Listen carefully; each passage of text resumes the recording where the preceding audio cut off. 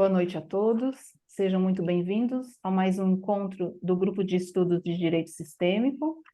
E nós estamos dando continuidade à leitura do livro do Bert Helling, Conflito e Paz. Vamos retomar a leitura na página 74, O Mesmo Deus. Lembrando que os nossos encontros, eles acontecem todas as terças-feiras, às 20h20, a sala já está aberta. E as gravações ficam disponíveis no canal do YouTube do Hamilton Plácido da Rosa. Hoje nós contamos como leitor nosso querido Celso. Obrigada, Celso. E estamos sob a orientação do René Schuller. Obrigada, René. E, bom, não estranhem que eu vou me ausentar, gente. Ou por hoje, tá bom? Muito obrigada a todos e um ótimo encontro. Depois eu assisto a gravação. Tchau, gente. Obrigado, Helena. E quem quiser depois mandar via YouTube os parabéns para a Helena. Ela está aniversariando hoje, né? Então hoje é um dia muito especial, né? Um dia natalício para a Helena. Então, obrigado, Obrigada, viu? Helena, né? Muita saúde, né? E vamos estender também esses desejos à saúde a todos aqueles que estão aqui no grupo e que também estão no Rio Grande do Sul, né? Sabemos de alguns colegas aqui desse grupo que são do Rio Grande do Sul, então estendemos aí os nossos votos de saúde e vibração para que o melhor aconteça. Tá? Vamos para a leitura então, Celso, por favor? Vamos lá. O mesmo Deus. Voltando à imagem da escolha por Deus, em oposição a ela, eu gostaria de dizer algo sobre o começo da religião na alma, indagando o que ocorre na alma de cristãos quando se tornam cristãos, ou na alma de judeus quando se tornam judeus. Uma criança, ao nascer, integra-se numa certa família. Tem certos pais, num certo clã, numa certa cultura, num certo povo, numa certa religião. A criança não pode escolher.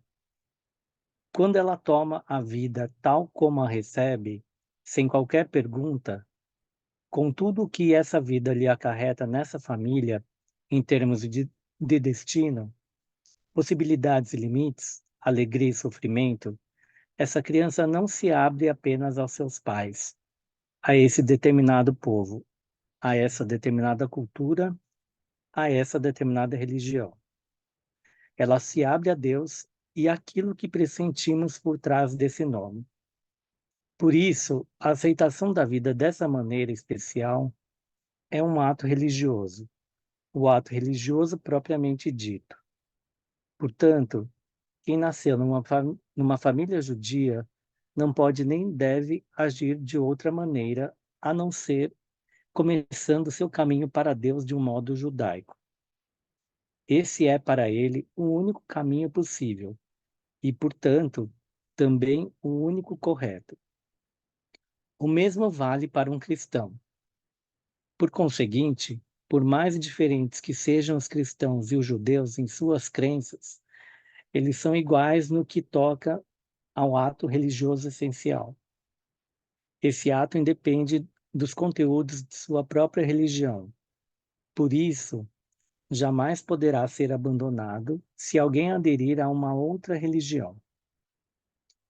Num de meus cursos, um homem ainda moço procurou ajuda porque se sentia desconectado da vida. Revelou-se que seu avô era um judeu batizado. Ele próprio não se considerava judeu, mas cristão. Quando fizemos a constelação de sua família, coloquei ao lado de seu avô 5 representantes das vítimas do Holocausto. O avô espontaneamente recostou a cabeça no ombro da vítima mais próxima e disse em seguida: "Aqui é o meu lugar." Quando o jovem foi solicitado a dizer ao avô: "Eu também sou judeu, e eu permaneço um judeu," ele só pôde fazê-lo com muito medo e com tremores no corpo. Contudo, quando o conseguiu, sentiu pela primeira vez o peso da afirmação. O que houve aqui de realmente religioso? Sua profissão de cristão ou sua volta às raízes judaicas? Seu ato religioso fundamental foi sua confissão: sou judeu e permaneço um judeu. Uma árvore não escolhe lugar para nascer. Onde a semente cai é o lugar certo para ela. Isso vale também para nós. Para todo ser humano, o lugar de seus pais é o único possível e por isso é o certo. E para todo ser humano, o povo a que pertence, sua língua, sua raça, sua cultura são as únicas possíveis e, portanto, as certas para ele. Quando o indivíduo aceita isso nesse sentido essencial, recebendo humildemente de algo maior, superior a ele e a todos, e desenvolvendo-se em seu lugar, com suas possibilidades, ele se sente igual a todos os outros seres humanos. Ao mesmo tempo, reconhece que esse poder maior, seja qual for o nome que lhe demos, está necessariamente voltado para todos, doando da mesma maneira e que, portanto, todos, por diferentes que sejam, são iguais diante dele. Obrigado, Celso. Eu só vou fazer um parênteses aqui em relação a essa questão muito simples de reconhecer a origem, né? Ou de reconhecer o destino, reconhecer a religião. Dentro da psicologia, a gente fala que é necessário o desejo da cura para que se seja curado, né? Então, essa é uma frase de Sêneca. É muito importante quando o cliente traz o reconhecimento de algo precisa ser tratado. Não que isso seja imposto a ele por uma etiqueta, né, um diagnóstico, mas que ele chega, olha, tem algo que me perturba, tem algo que me incomoda, tem algo que me marca, e eu quero trabalhar isso. E muitas vezes ele vai falar a palavra, né? Por exemplo, eu sou um alcoolista, eu sou um psicótico. E a partir desse momento, se abrem todas as possibilidades que o Hellinger coloca aqui como destino, né? Na hora que eu falo eu sou e eu me reconheço como tal, vem talvez as camadas mais obscuras, mais as lealdades mais invisíveis por detrás disso. Há um tempo atrás eu assisti uma animação que mostrava xícaras de vinho grandes cedendo o vinho para xícaras menores. É uma metáfora da partilha dos mais velhos aos mais novos. Até que, de repente, chega numa xícara que já está cheia. E aí aquela xícara maior não sabe o que ela faz, porque na sequência tem alguém que já está cheio. Ou seja, tem alguém que já tomou de algum outro lugar. Mas o mais importante é que essa xícara estava tapada. Ela estava cheia e tapada. Ou seja, ela não queria tomar e ela estava cheia de algo que nem ela sabia o que era. E aí, imediatamente, essa xícara maior pula ela e serve a outra. Muitas vezes a gente vê aí alguém que tomou algo do sistema, a gente fala da questão do sacrifício, mas não na sequência, né, do primeiro, segundo, terceiro, mas tomou para si, né, uma lealdade invisível, e não sabe muito bem o que fazer com isso. E aí a gente vê movimentos tanto de auto-exclusão quanto da exclusão do próprio meio. Não posso te dar nada, você já está cheio, né? E você está cheio de uma coisa que eu não reconheço porque não fui eu que te dei. Sim, mas se ele está naquela sequência, ele faz parte daquela sequência, né? Mas para isso a gente tem que trabalhar toda essa questão do reconhecimento. Quem eu sou, de onde eu vim. Eu sou semente de que árvore? E aonde eu caí dessa árvore? Então, essa história que o Hellinger conta do rapaz que tinha o seu avô judeu batizado, ele conta num audiobook que chama Os Judeus e o Reino Judaico, onde ele fala da importância desse reconhecimento da sua origem. E ele fala disso exatamente porque muitos judeus tiveram que abrir mão, né, de sua origem por questões de perseguições religiosas. Isso a gente não está falando apenas da Segunda Guerra Mundial, a gente está falando da Espanha, de Portugal, a gente está falando dos mouros lá atrás, a gente está falando do Velho Testamento, né? Ou seja, como que marcou os povos, os vários povos, e incluindo aqui o europeu, do qual nós descendemos também, que tiveram que abdicar de seu Deus, de sua crença base, para acreditar, às vezes, no Deus do inimigo, se camuflar no Deus do inimigo. E quando eu falo do inimigo, não é que ele é o inimigo, estou falando naquele contexto específico, né? Eu abro mão do que me é familiar para poder me camuflar e me confundir e ser aceito, talvez no meio, que é extremamente perigoso para mim, pela minha origem, né? Então, vocês têm um desequilíbrio, tem tanto para essa pessoa que nega a sua origem, como para aqueles que recebem ela, mas não sabem também a origem dele, mas o perseguiriam se soubesse, né? Cria um nó na cabeça, né? Mas esse nó a gente vê exatamente nas constelações familiares e que o Hellinger chamou muito bem de né, entanglement ou emaranhamentos, né? Entanglement é em inglês, agora em alemão é Verstrickung, né? Exatamente os nós, né? Das várias ligações sanguíneas que foram feitas pelos avós, tios-avós e assim por diante, né? Sendo que Hellinger também deixa bem claro que estão aí incluídos também as famílias que aconteceram lá atrás e não foram reconhecidas. E a gente sabe que isso também existe bastante, inclusive aqui no Brasil, né? Famílias bastardas ou famílias anteriores ao casamento oficial de um avô, de uma avó, de um bisavô, de uma bisavó, ou casamentos tomados à força por se tratar de uma afrodescendente, por se tratar de uma indígena, etc, etc.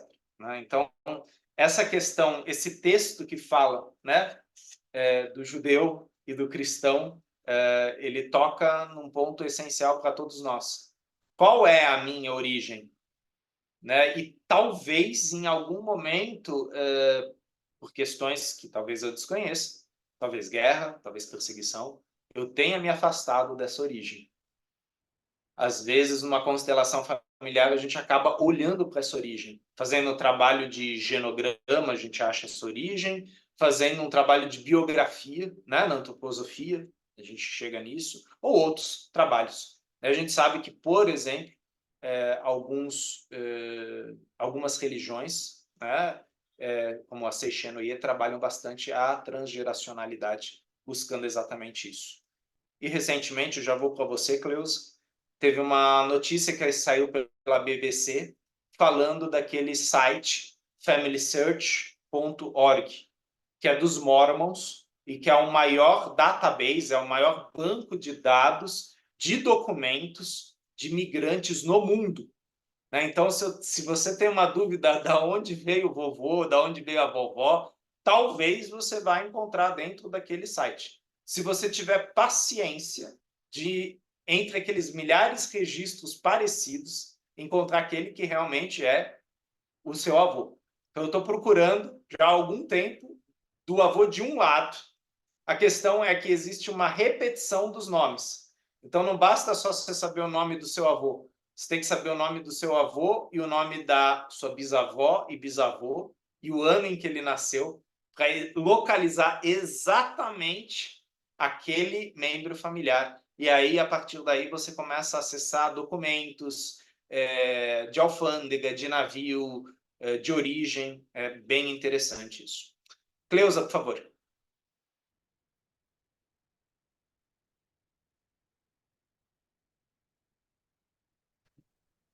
só para aumentar a provocação aí.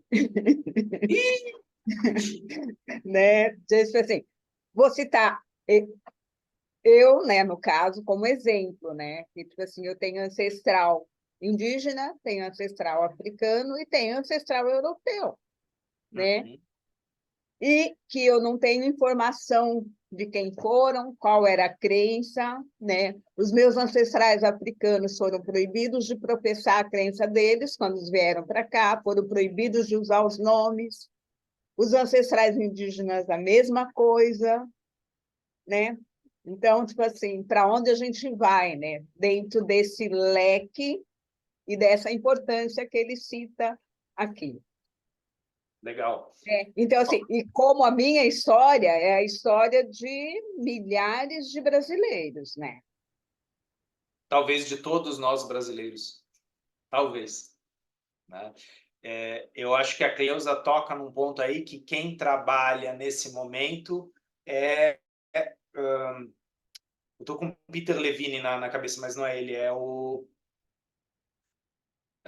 Franz Rupert, psicólogo que desenvolveu o IOPT. Ele recentemente lançou um livro onde ele questiona quem sou eu numa sociedade traumatizada.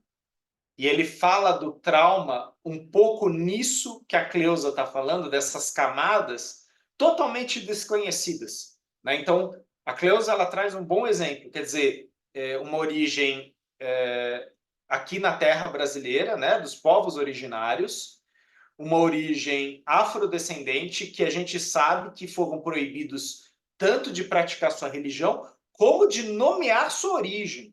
Né? Então, eles foram realmente traumatizados. Você não pode saber de onde você veio. Você veio da África. Né? E a gente vê isso até hoje, né, Cleusa? Que você pergunta, de onde são seus pais? Da África. Meu amiguinho, a África é maior que o Brasil. Né? Tipo, onde na África? Né? Não... A África não é um bairro, né? É um continente. Né? E muitas vezes a gente fala daquilo como se, é logo ali, lá na África. Né? E a gente sabe que nesse continente existe uma pluralidade, inclusive de línguas, de idiomas, de formas. Né? E ainda tem o europeu aí. Né? E a gente sabe que o europeu, por sua própria natureza, o cristão, ele, dentro da própria cristandade, ele rachou. Né? Então tem aquele cristão que acha que esse Deus é mais cristão do que o seu Deus, que não é um cristão mais recente. Né? Então, tem as brigas entre os próprios cristãos, tem a questão dos judeus. Né? Dentro dos judeus existem também várias linhas, mais tradicionais, mais novas. Então, a gente pode falar de Velho e Novo Testamento e as variantes do Velho e Novo Testamento. Então, realmente, Cleusa, é uma grande confusão, um grande emaranhamento. Né? E quando eu começo a questionar isso, quer dizer, da onde eu vim, talvez a pergunta seja, nesse momento, que abertura eu tenho para olhar para qual trauma transgeracional? Porque são vários. Né? Por isso que, numa constelação, a gente às vezes fala, mas eu já trabalhei esse tema. Você trabalhou um pedaço daquele tema. Você deu um passo. Tem outros. Não é que toda constelação seja isso. Né? Mas são passos. E a gente viu o Bert Hellinger lá na China, ele fez uma constelação familiar que está no YouTube, né, que é o conflito China e Japão. E aquela constelação foi um movimento, né? E o Hellinger deixou bem claro, aqui não se resolveu nada. A gente só olhou para um conflito que é presente, que é antiquíssimo. Que a gente tem que olhar para o Império Jin. Né? Quer dizer, a China antes da China. Né? A China, quando ela era dividida em 4 pedaços. Né? E como isso foi dando origem a outros povos próximos. Né? Camboja, Vietnã, Tailândia. Né? Quer dizer, talvez seja o mesmo nível aí de emaranhamento, ou talvez de transe. Né? Eu não consigo olhar para o trauma. Vou falar agora no caso da Cleusa, tá, como exemplo. Eu não consigo olhar para esse trauma específico afrodescendente, porque tem um transe europeu que me impede de olhar para esse transe afrodescendente. Né? Esse foi um trânsito talvez imposto de forma colonial, né? Então, eu trabalho isso aqui primeiro para olhar para isso, e aí tem as várias camadas desse trauma. Então, por isso que quando o Franz Rupert trabalha o IOPT, ele fala, né, de camadas, ele fala de partes do psiquismo. Que ele sabe muito bem que nosso psiquismo, quando eu falo René, qual René? Né? São vários que me habitam. Nesse momento é um que vos fala, né? Então são vários aí que estão conscientes e inconscientes em maior ou menor grau, né? Então obrigado pela provocação, Cleusa. Existe um vídeo na internet que chama... Eu vou depois postar isso lá no grupo, tá, do Facebook. Eu vou mandar para a Dilena, ela posta lá. É um vídeo australiano que mostra como a colonização britânica na Austrália criou um trauma entre os aborígenes, porque eles foram separados pais de filhos e colocados em extremos da ilha. E eles foram ensinados a se odiar. Então, digamos que eles não tinham as mesmas brigas tribais que, por exemplo, haviam aqui no Brasil, né, no povo originário aqui no Brasil. Lá na Austrália se criou isso.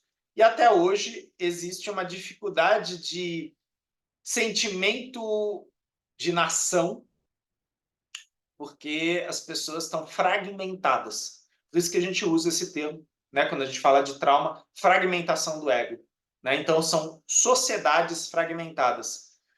O Brasil, a gente muitas vezes fala, o Brasil é multirracial, multiétnico, é colorido e é fragmentado, né? Porque a gente sabe o quanto é difícil para essas coisas subirem. Você quer falar, Cleusa? Você abriu o teu microfone? Tem um filme sobre essa colonização inglesa na Austrália que conta a história verídica dos internatos que eles tinham lá, porque eles colocavam as crianças, né? A história de duas crianças que conseguiram fugir desse internato e voltar para o local de origem, que é assim muito interessante de ver. Boa.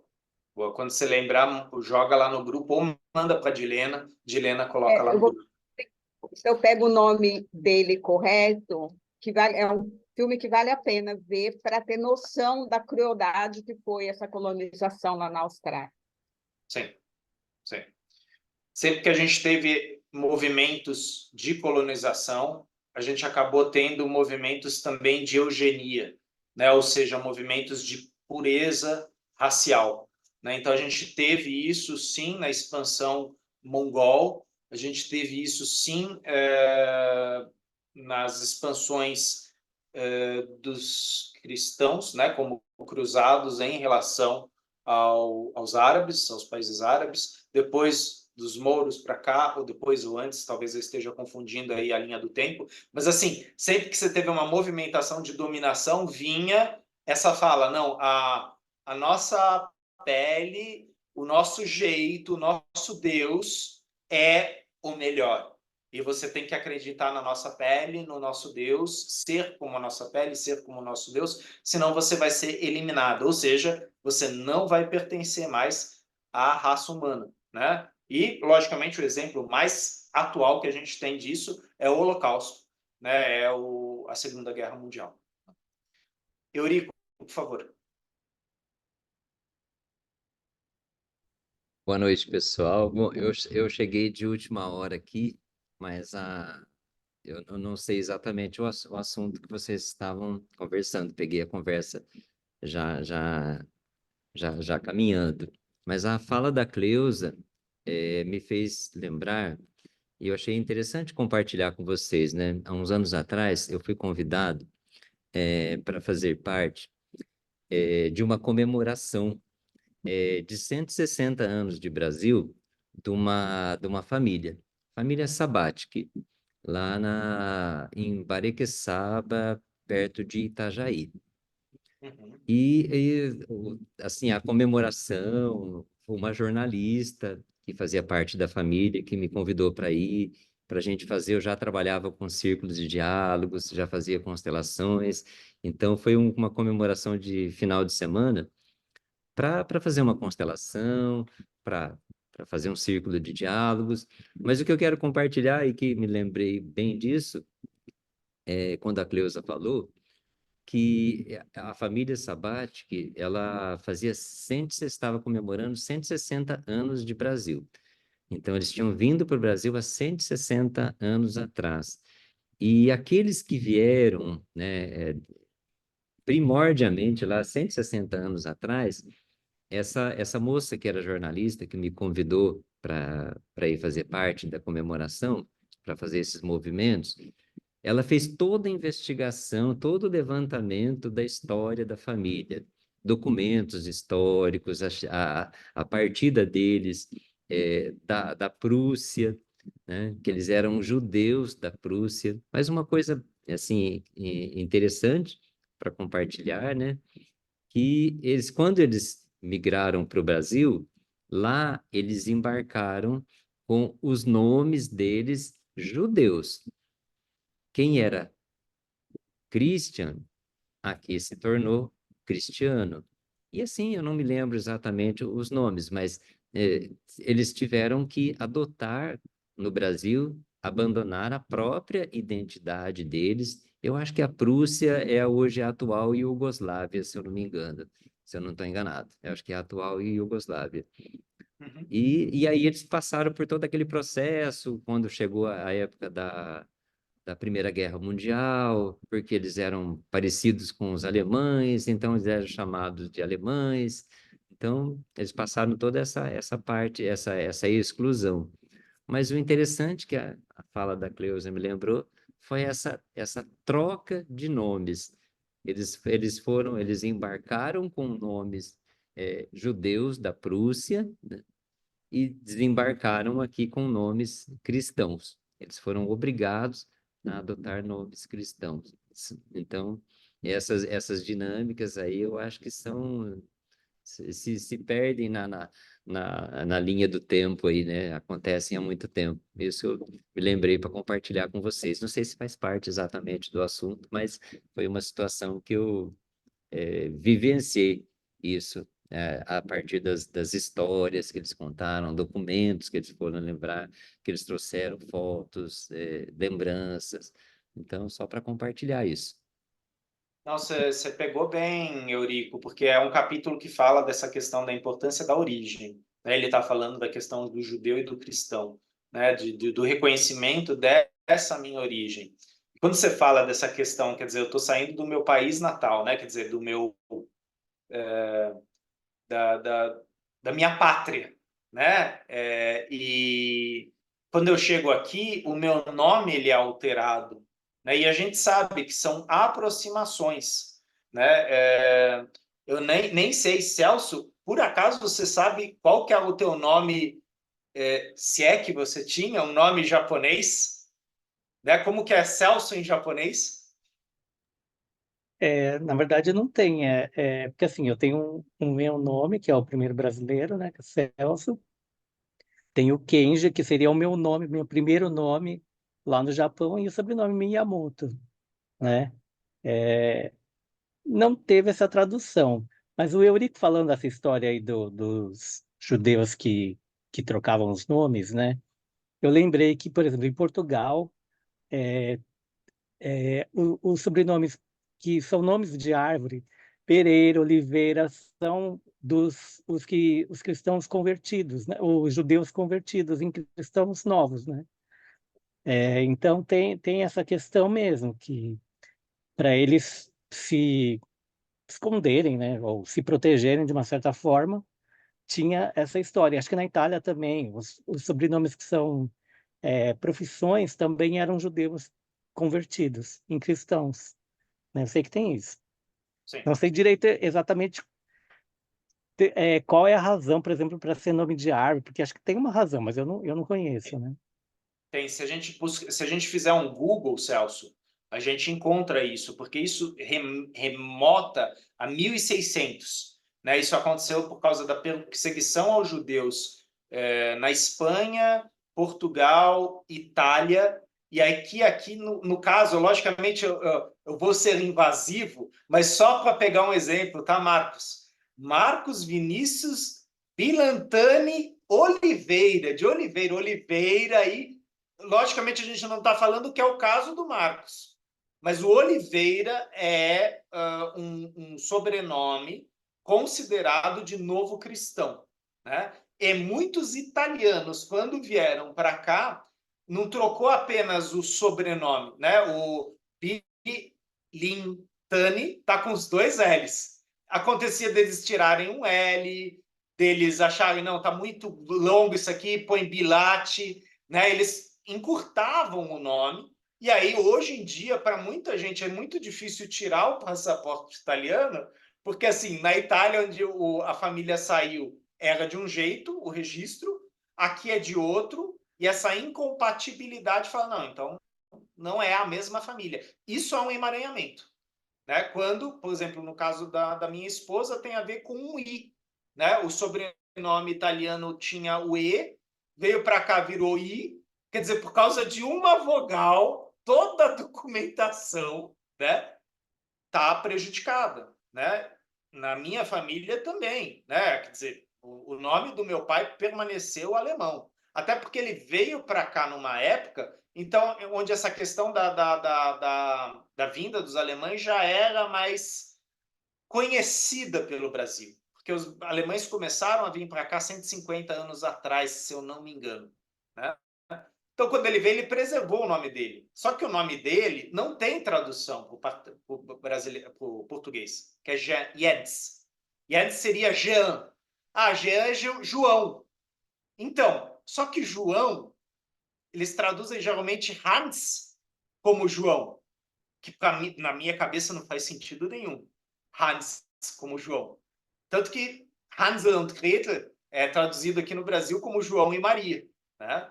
Então, existem aquelas coisas, quer dizer, cada país fez adaptações, só que alterou completamente o nome da pessoa, o primeiro nome, o nome do meio, o nome final, e isso rompeu uma sintonia com a origem. Isso, às vezes, quando o Celso depois vai resgatar, às vezes é a terceira geração que vai resgatar, faltam documentos, tem gaps na história, tem atos que, de repente, o Celso não consegue sozinho. Ele vai ter que fazer uma pesquisa, uma documentação super cuidadosa para achar isso. E a gente sabe que muitas dessas documentações não foram perdidas por descuidos, se perderam por causa de guerra, por causa da peste, né? Então, antigamente, os registros familiares ficavam nas igrejas. Quando teve a peste negra na Europa, muitas igrejas se incendiaram, foram incendiadas. E esses documentos se perderam. Bibliotecas foram incendiadas. Quer dizer, hoje a gente tem os cartórios. Naquela época, os lugares que tinham esses documentos também perdiam, tinha inundação. A gente está vendo agora no Rio Grande do Sul, né? A gente está perdendo biblioteca, está perdendo, bom, tudo, né? Por causa de um evento natural. E sim, a história apaga. Quer dizer, se eu não tenho a história de parente para parente, de boca a boca, às vezes eu não tenho registro. E aí? E aí, talvez uma constelação possa indicar lugares. Eu não estou falando que ela vai dizer onde. Ela vai indicar possíveis lugares. O que acontece depois de uma constelação da gente ter aqueles flashes, aquelas coincidências. A gente sente, ok, isso aqui faz sentido. A gente vai significando algumas coisas. Obrigado, Eurico, pela tua colocação. Obrigado, Celso, né? Não sabia do Kenji, né? Então, obrigado, Celso, Kenji Miyamoto, né? E, por favor, Cláudia Taik.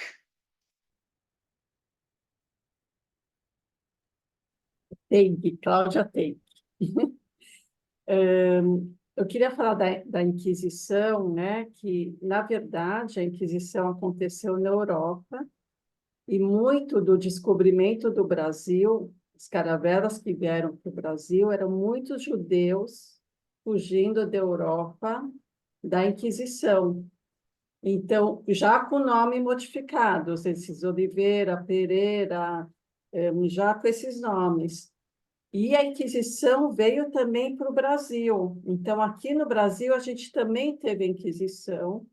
Inclusive, hoje, lá no Nordeste, ainda tem famílias que só casam entre famílias por causa disso, e nem sabe que são judias, mas mantém alguns costumes judaicos. É muito interessante de ver isso.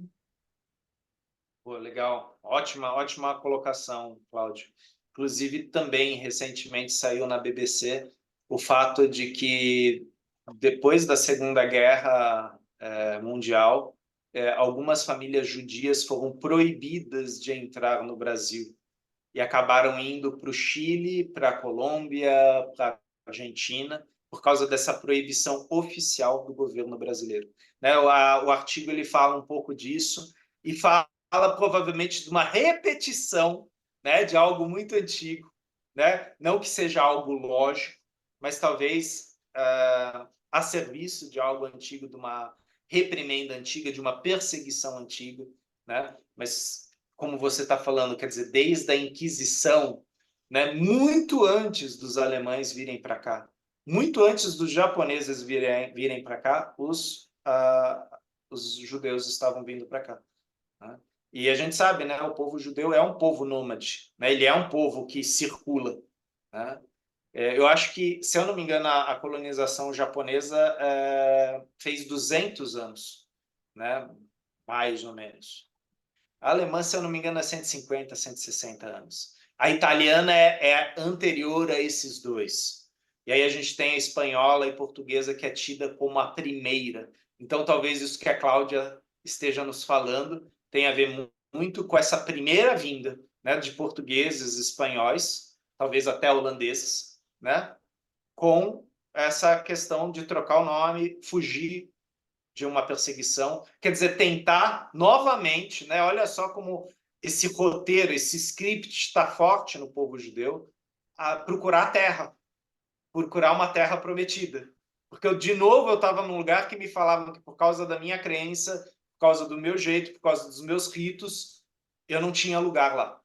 Então, novamente, eu vou, atravesso o oceano, caminho, né? Quer dizer, isso está, né, na Bíblia, né?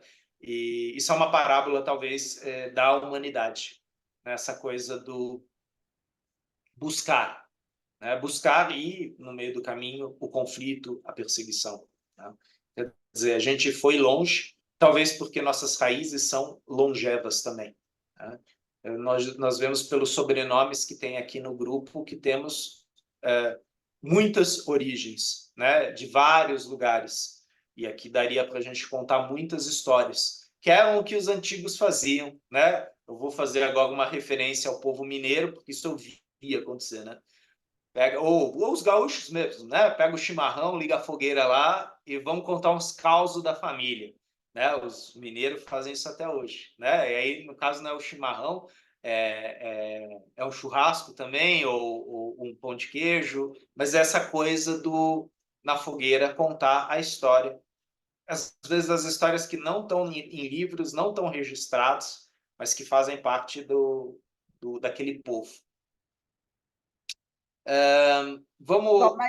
Só mais uma coisinha aí, complementando toda essa história, né? Eu acho que naquela trilogia Escravidão, do Laurentino Gomes, não tenho certeza, mas acho que foi ali que eu li. Algumas guerras que tiveram próximo da independência do Brasil. Então, os que eram a favor de Portugal, os que eram a favor de Dom Pedro, também mudavam de nome. Tipo assim, a partir de hoje eu não chamo mais fulano de tal. E ia no cartório e mudava o sobrenome. Porque teve várias guerrinhas na época da independência, né? Tipo assim, eles contam para a gente como se foi uma coisa pacífica, que todo mundo concordou, mas teve várias coisas. E muitas famílias mudaram o nome e sobrenome porque era a favor de Portugal ou era a favor do Dom Pedro. Sim, sim. Assim como a gente vê pela própria constelação, às vezes organizacional, como muitas famílias aqui no Brasil tinham muitas posses, perdiam muitas posses, ganhavam muitas posses, quer dizer, esse vai e vem também tinha a ver, às vezes, com partidos, né? Com tomadas de partido, né? E a gente sabe que a gente teve, né, monarquia aqui, a gente teve república, quer dizer, tudo isso também foi mudando a forma das pessoas se posicionarem. né? Mas sim, essa questão do nome ela é muito importante porque ou ela faz uma alusão à origem ou ela é uma ilusão que nos afasta da origem, né? É muito complicado, por exemplo, para o povo afrodescendente, que na verdade foi conscientemente proibido de acessar a sua origem. Quer dizer, eles se falasse, tipo, eu vou voltar para minha terra, não sabia nem como, né? Não tinha direito ao seu nome, não tinha documento, não tinha o lugar de origem, porque para muitos daqueles que vieram do continente africano, eles não conheciam o oceano, eles não sabiam que o mundo era redondo, quer dizer, não tinha essa noção do planeta, né? Então, não tinha como voltar. E a gente fala de um transe, de um trauma muito forte nesse sentido, né, Cleusa? Que quem falava isso bastante era o nosso professor, o Peter Spelter, como era difícil aparecer a questão afrodescendente nas constelações. Porque ele falava que era um trauma muito profundo, né? Porque, querendo ou não, os povos originários, até por serem daqui e serem safos, né? Eles eram espertos, eles conseguiram preservar coisas da terra, do povo. Igual o afrodescendente, ele só tinha a possibilidade da passagem oral. E, às vezes, até isso, né, Cleusa? Ele tinha a língua cortada. Se o português achava que ele falava demais, cortavam-lhe a língua, né? Então, os afrodescendentes não tinham direito à escola, à tutoria, nada disso, né? Isso foi mudando quando alguns afrodescendentes foram paridos, né? Filhos às vezes, do homem do mato, né? Do que cuidava, ou do fazendeiro. Aí começou a se mudar isso, mas assim, a origem já estava perdida. Não se sabia de onde eles tinham vindo, né?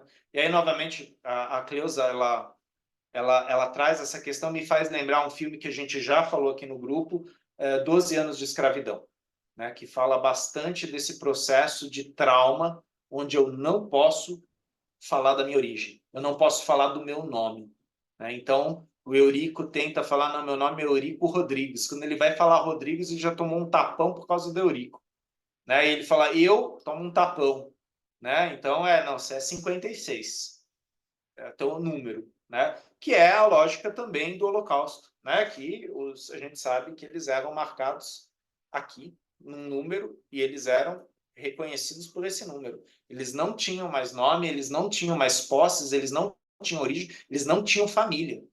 E eles não podiam chorar a família deles, né? E isso cria um trauma muito forte, né? Que está aí até hoje, né? Está aí nos descendentes, tanto de um lado quanto do outro. Vamos ler. Ah, Eurico, por favor. Era brincadeira, Eurico, eu não vou te dar um tapa, não, cara.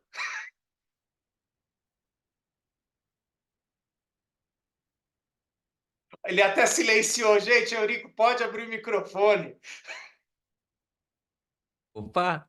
Aí, agora vai. A sua brincadeira foi muito oportuna, porque mesmo que não seja dentro do movimento do Holocausto, eu já compartilhei no grupo aqui que a gente faz um trabalho voluntário de JR, né, dentro do Centro de Ressocialização aqui do presídio, né, que é a antiga cadeia aqui no nosso município. Só que o Centro de Ressocialização é uma prisão de uma forma melhor, que busca vários movimentos de ressocializar o detento, quem está preso, né? Mas você tem os CDPs, os famosos CDPs. E esses dias atrás, mais precisamente há 2 semanas atrás, um dessas pessoas que estão cumprindo uma pena, eles veio transferido do CDP, aqui muito próximo a gente, ele veio transferido de um CDP aqui para o Centro de Ressocialização. E aí a sua questão que você falou do número, foi uma questão que ele falou. É que o mais difícil para ele foi ele perder a identidade dentro do CDP, do Centro de Detenção Provisória. Porque lá eles são chamados, infelizmente, isso acontece ainda hoje, são chamados por número. Você é o número 156, o número X. Você é um número só. Você perde o seu nome e a sua identidade.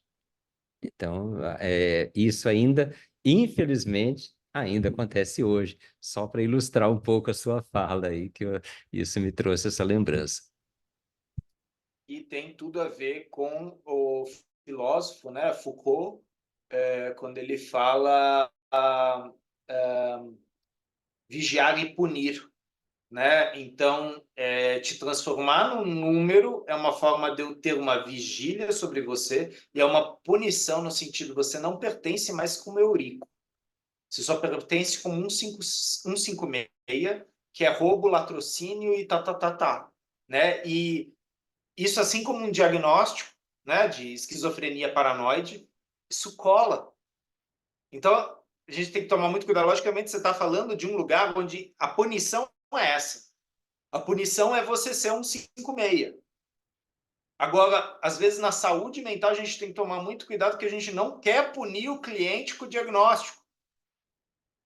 Mas, às vezes, a forma como a gente faz isso, tá, ele gruda no diagnóstico e ele fica deficiente, ele fica aleijado. Não posso porque eu sou assim. Não, não é para ser assim. Quer dizer, o diagnóstico ele é para ser uma ferramenta para orientar o psicólogo, o psiquiatra, o fono, né, os agentes de saúde. Mas muitas vezes ele lesa o cliente porque ele fecha ele, né? E aí, novamente, eu vou falar com a Cleusa, né? Eu lembro do Peter fazendo uma intervenção numa aluna que uma vez, durante um seminário, ela vira e fala, eu sou esquizofrênica. Aí ele virou e falou, aqui nós não vamos falar assim. Qual que é o seu nome? Qual que é a sua questão? E sempre que ela voltava na questão da esquizofrenia, ele falava, então lembra que aqui a gente não vai entrar nisso? Porque ele queria que aparecesse ela, não a doença, né? E é complicado isso, você fala, não, mas como assim a pessoa tem a doença? Sim, ela tem a doença, ela não é a doença. Essa que é a questão. Às vezes gruda de tal forma que a pessoa é a doença. Ela não tem uma doença.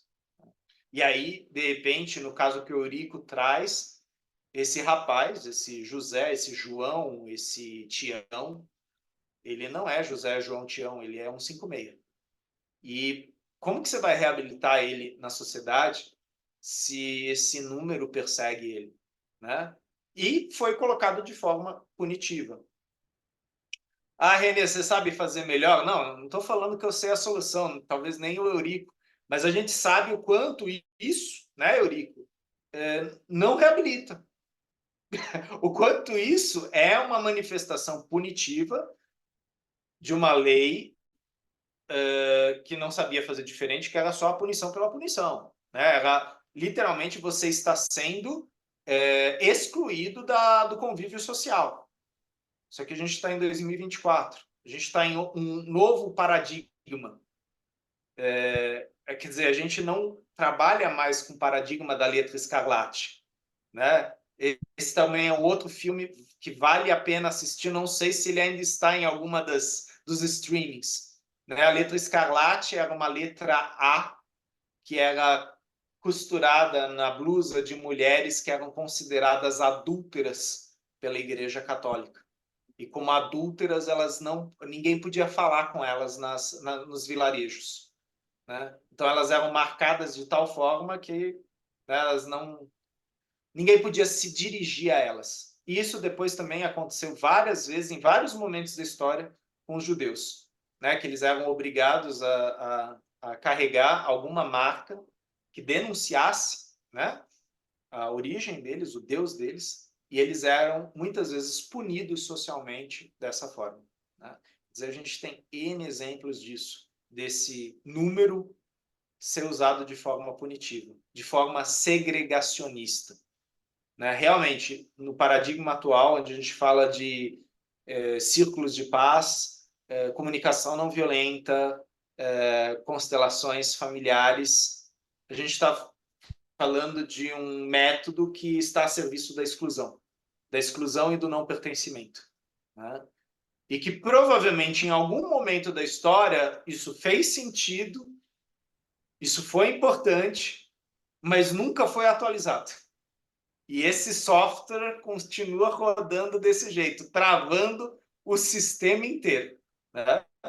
E aí provavelmente até pode acontecer, viu, Eurico, de alguém ouvir esse grupo de estudos e falar: esse Eurico aí, ele está do lado dos bandidos, né? E na Passa a verdade, mão na cabeça de preso. exato. E É isso, eu já ouvi isso. sim, sim. E a gente está falando que o nosso trabalho é um trabalho a serviço do ser humano, né? Agora, então, um preso não é um ser humano, um judeu não é um ser humano, um afrodescendente não é um ser humano, um índio não é um ser humano. Quer dizer, lógico, eu estou exagerando aqui, mas assim, a gente já teve movimentos que foram assim, quer dizer, isso daí está fora. Então, é segregação, é exclusão, e o Bert Hellinger deixou isso bem claro em N seminários, em N congressos. A constelação familiar está a serviço da reconciliação e a paz. E eu só tenho paz quando todos aqueles que pertencem ao meu sistema têm um lugar. E aí, né, a gente tem a resposta. E como é difícil esse lugar. Obrigado, Eurico. O Vamos ver. filme está na Prime. Ah, tá no Prime? Tá, acabei de ver, coloquei no chat. Legal. Qual o nome do filme? Eu perdi aqui. A Letra Escarlate.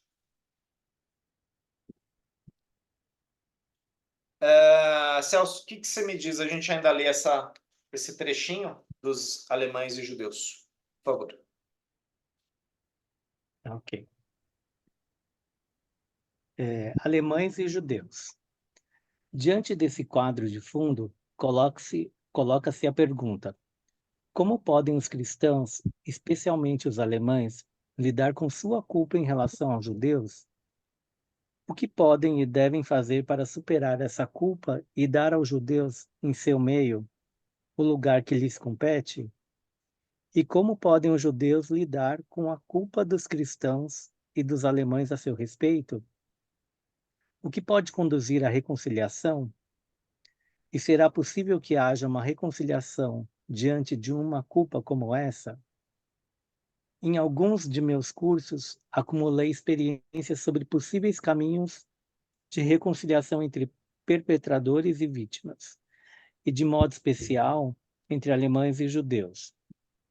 Foi decisiva uma vivência de um curso em Berna, na Suíça. Certo homem, após fazer a constelação de sua família atual, sentiu-se levado a acrescentar uma informação importante. Era judeu. Coloquei então diante de sua família 7 representantes para as vítimas mortas no Holocausto, e atrás delas 7 representantes para os perpetradores mortos.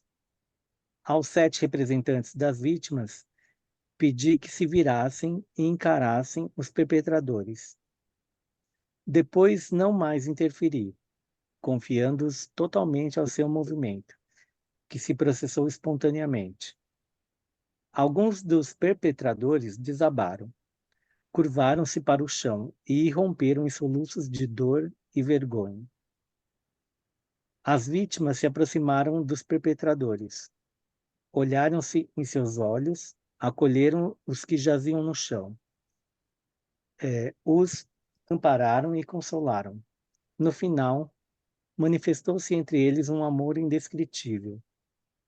Um dos perpetradores estava totalmente rígido e não conseguia mover-se. Então coloquei atrás dele um outro perpetrador, em que ele se recostou, relaxando um pouco. Esse representante contou mais tarde que se sentira como se fosse um dedo de uma mão gigantesca e estava totalmente entregue. Essa sensação foi também compartilhada pelos outros representantes. Todos, as vítimas e os perpetradores, sentiram-se dirigidos e sustentados por um poder cuja atuação escapa à nossa compreensão. Numa constelação como essa, evidencia-se que não existem grupos, no sentido de estarem de um lado as vítimas e de outro os perpetradores. Existem apenas vítimas individuais e perpetradores individuais. Cada perpetrador precisa defrontar-se com cada vítima, e cada vítima com cada perpetrador. Também fica claro que as vítimas mortas não ficam em paz enquanto os perpetradores mortos não se juntam a elas e não são recebidos e acolhidos por elas. Do mesmo modo, não existe paz para os perpetradores enquanto não deitam junto das vítimas, tornando-se semelhante a elas. Onde isso não acontece ou não é permitido, os perpetradores serão representados mais tarde por descendentes. Em nosso exemplo, enquanto os perpetradores da última guerra não ganharam um lugar na alma dos alemães, eles serão representados por radicais da direita. Em constelações com descendentes de vítimas judias, verifiquei também que em muitas famílias, um dos filhos representava um perpetrador. Não se pode, portanto, prescindir da reconciliação com os perpetradores. Na constelação de Berna, também ficou claro que um envolvimento de destino só pode ser resolvido entre as pessoas diretamente envolvidas, a saber, entre determinado perpetrador e determinada vítima. Ninguém pode assumir isso em lugar deles, como se tivesse o direito, a missão e a força para tal. Por isso, naquela constelação, os representantes das vítimas e dos perpetradores mortos recusaram a intromissão dos vivos, pedindo que se mantivessem afastados e que a vida continuasse, sem que fosse limitada ou diminuída pelas lembranças. Pois os vivos devem estar livres para viver sua vida. Nesse contexto, penso no efeito que produziria na alma dos cristãos se imaginaram Jesus morto encontrando-se no reino dos mortos, com aqueles que o traíram, condenaram e executaram. E se nós mesmos olharmos também para esses perpetradores como seres humanos iguais a nós, em face do poder que dirige o seu destino. Então, por mais escandaloso que isto possa parecer a muitos, prestamos uma homenagem a todos eles. Reverenciamos, antes de tudo, esse grande poder que, por trás deles e por trás de nós, continua sendo um mistério insondável. Submeter-se dessa maneira a esse mistério, reconciliando-nos com todos como seres humanos iguais a nós, seria um ato verdadeiramente religioso e humano. Nesse particular, fiz um exercício com uma judia que perdera muitas pessoas em sua família e sentia-se chamada a reconciliar os vivos e os mortos. Pedi-lhe que fechasse os olhos. Depois de algum tempo, ela viajou em sua imaginação ao reino dos mortos. Postou-se entre os 6 milhões de vítimas do Holocausto. Dirigiu seu olhar para a frente e para trás, para a direita e para a esquerda. Ao lado desses milhões de vítimas jaziam também os seus assassinos. De repente, todos se levantaram, vítimas e perpetradores. Voltaram-se para um nascente, viram uma luz branca no horizonte e curvaram-se diante dela.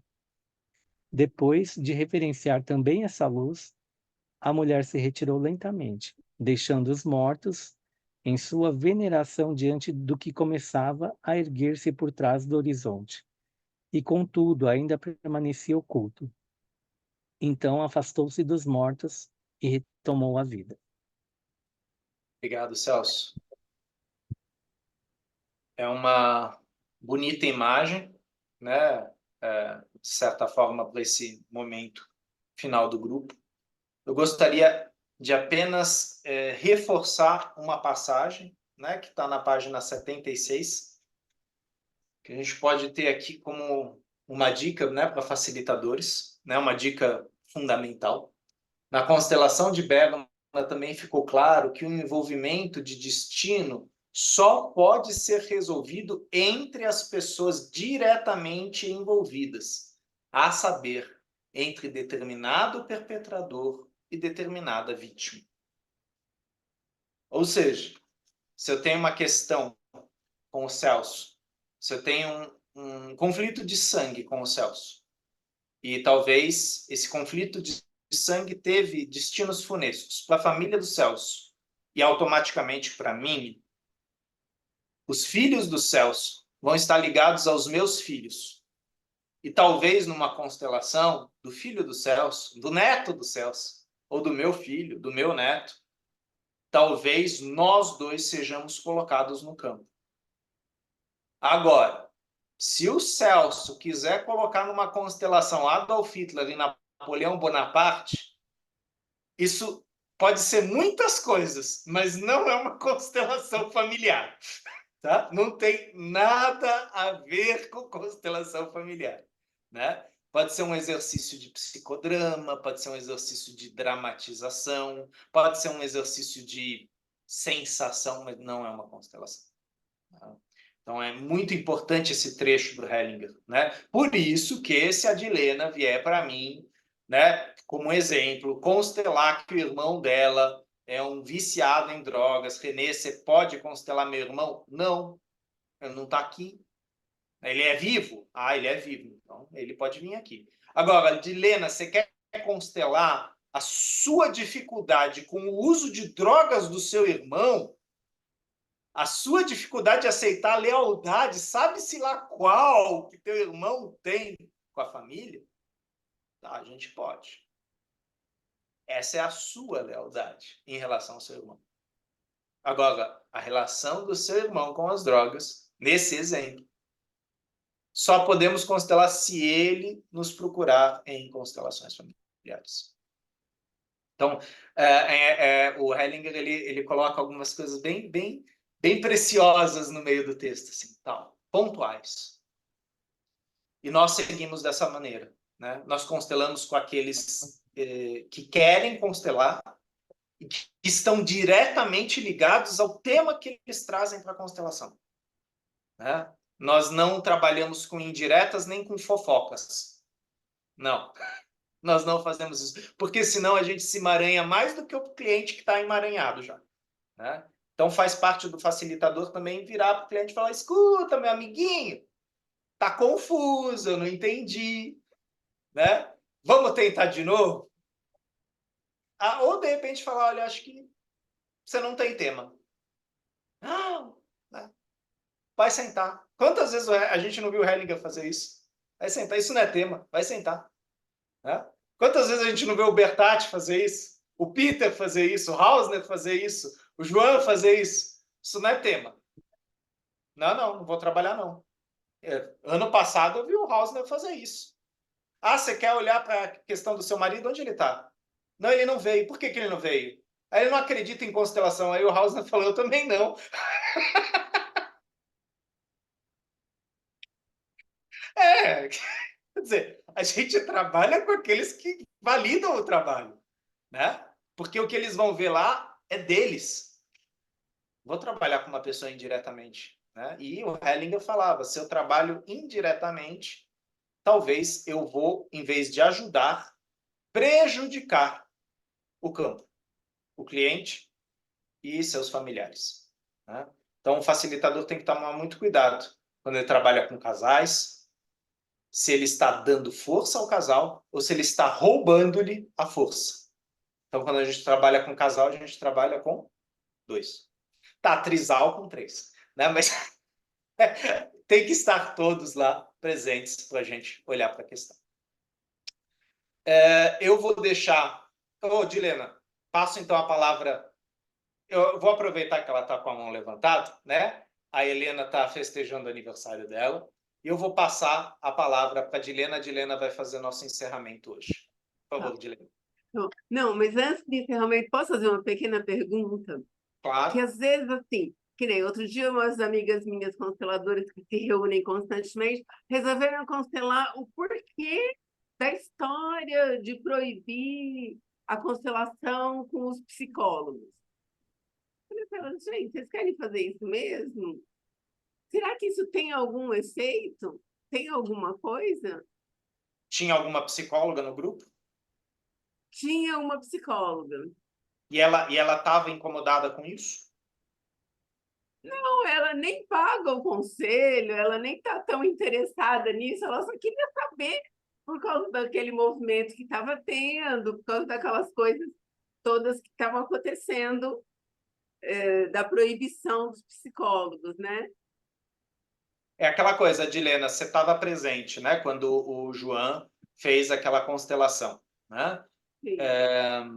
Ele fez porque a doutora Dagmar colocou, e ele falou, se vocês quiserem, e ele perguntou para o grupo todo, se vocês quiserem olhar para esta dinâmica, eu vou olhar junto com vocês, né?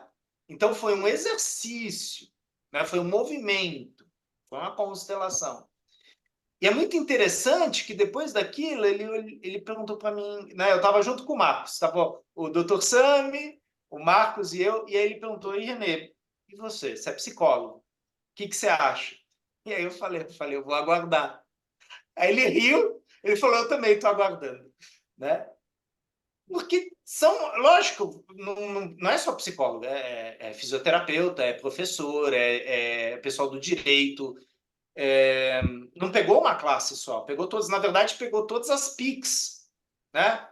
E aí, se tirar a constelação, vai tirar danças circulares, vai tirar a homeopatia, vai acabar com as PICs? Pode ser. E vai acabar o saber das PICs?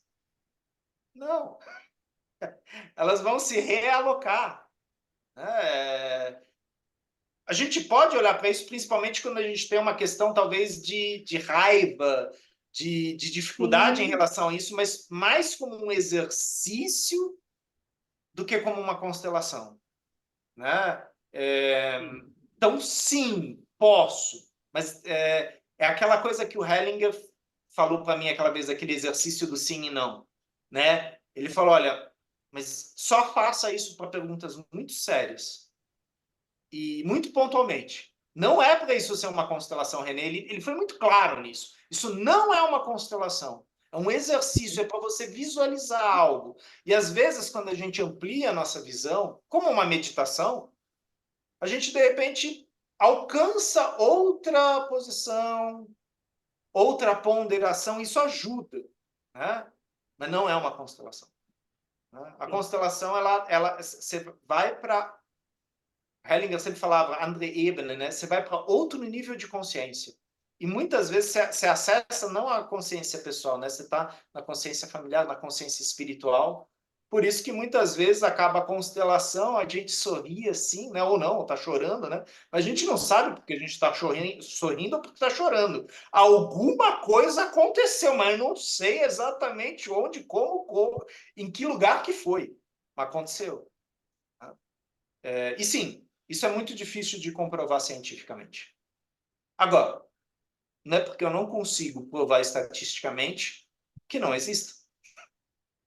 É uma outra forma de olhar o fenômeno. Mas eu acho que, assim, você colocou uma coisa que é importante, Dilena. Se eu estou num grupo de iguais, né, de profissionais, e eu quero exercitar o campo, né, no sentido, vamos testar isso aqui, vocês são responsáveis por aquilo que vocês estão exercitando. Agora, se eu quero exercitar o campo com meus clientes, é perigoso. É perigoso, porque eu vou colocar em risco o meu cliente. Agora, vocês estão entre vocês, entre profissionais, deu ruim, vai fazer supervisão, vai arrumar isso, né? Vocês são profissionais. Agora, o problema é você amarrar o teu cliente na tua experimentação, né? E aí, nesse sentido, eu concordo com o Conselho Federal de Psicologia, Conselho Federal de Medicina, né, da gente tomar cuidado, né, para que certas abordagens não virem religião, não virem crendices. E não é isso. Não é isso que a gente faz. Tá? Mas, como o Dr. Sami falou, a gente respira fundo, se abre para essas críticas e o que a gente pode aprender com elas? Né? Para que lugar elas podem nos levar? Né? Em outros momentos, a gente se posiciona como já está acontecendo. Né? Eu não sei se vocês estiveram presentes, né? Na segunda-feira, a gente teve uma live importante aí do IBCF, do ABC Sistemas, sobre o mapeamento de evidências científicas das constelações familiares. Desculpa, quinta-feira, dia 2 de maio. Isso, quinta-feira. Inclusive, está disponível, né, no YouTube, e realmente está se fazendo um levantamento, né, das evidências da força da constelação, de onde ela atua, como ela atua, não como uma ciência cartesiana, mas sim, tem evidências. E a gente vai dar uma mapeada nisso. Quem apresentou isso foi a Daniele Précoma, o Inácio Junqueira, estava o Miguel de Deus, entre outras pessoas, né, representando a IBCF, ABC Sistemas. Isso é um movimento muito importante. Em breve vai sair também o nosso livro, junto a Hellinger Schuller, sobre constelação familiar, né, onde a gente fez todo um levantamento da teoria de Hellinger, a história da teoria de Hellinger, a postura ética. Né? Logicamente, são exercícios. Né? São exercícios para a gente ter cada vez mais claro que é o que a gente faz aqui no grupo de estudos desde 2016, né, Dilena? Volto a palavra para a Dilena. Dilena, por favor, encerre para nós hoje. Então, faz quase 8 anos que todas as terças-feiras nós estamos aqui reunidos, né? E hoje a Helena precisou sair para celebrar o aniversário dela e nós continuamos com o estudo aqui. E agradecemos a todos que estão presentes e os que vão assistir também, lá pelo canal do YouTube do Hamilton. Muito obrigada e boa noite. Boa noite. Tchau, tchau. Boa noite, pessoal. Boa noite. Boa noite. Mentira, que- Boa noite.